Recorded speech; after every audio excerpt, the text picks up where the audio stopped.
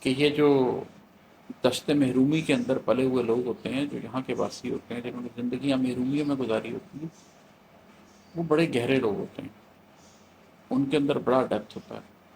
اور کبھی ایسا ہوتا ہے کہ آپ کو یہ احساس ہوتا ہے کہ آپ کے اندر اتنا ڈیپتھ نہیں ہے کہ آپ انہیں سمجھ سکیں، پھر آپ اپنے آپ سے کہتے ہیں کہ میں بس اسی قابل ہوں کہ وہ جو خوشیوں کے نخلستان میں رہنے والے سطحی لوگ ہیں، میں جا کے ان کو سمجھ لیتا ہوں۔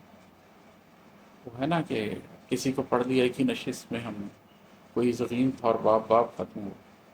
تو یہ دشت محرومی کے باسی لوگ بڑے گہرے ہوتے ہیں، یہ باپ باپ ختم ہوتے ہیں۔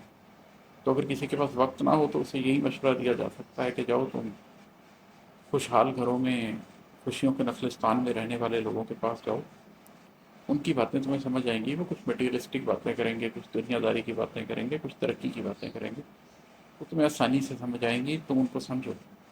میں نے اپنے ارد گرد بہت ایسے لوگ دیکھے ہیں، ابھی ریسنٹلی میری ایک بزنس پارٹنرشپ ختم ہوئی ہے ایک صاحب کے ساتھ، ان کے ساتھ بھی میں نے یہی معاملہ دیکھا کہ مٹیریلزم خوب سمجھ آتا تھا انہیں، لیکن جو گہرائی ہے ذات کی وہ نہیں سمجھ پاتے تھے۔ تو دشت محرومی کے باسی لوگوں کو اگر آپ نہیں سمجھ سکتے تو پھر جائیے سچی لوگوں میں رہیے، سچی لوگوں کو سمجھیے، اپنی ذات سمجھائیے، پھر ایسے لوگوں کے ساتھ یہی ہو سکتا ہے۔ لیکن اگر کسی کے اندر ڈیپتھ ہے تو اس کو چاہیے کہ وہ پھر ان لوگوں کو سمجھے، ان معاملات کو سمجھے جو گہرے ہیں، جو ڈیپ ہیں۔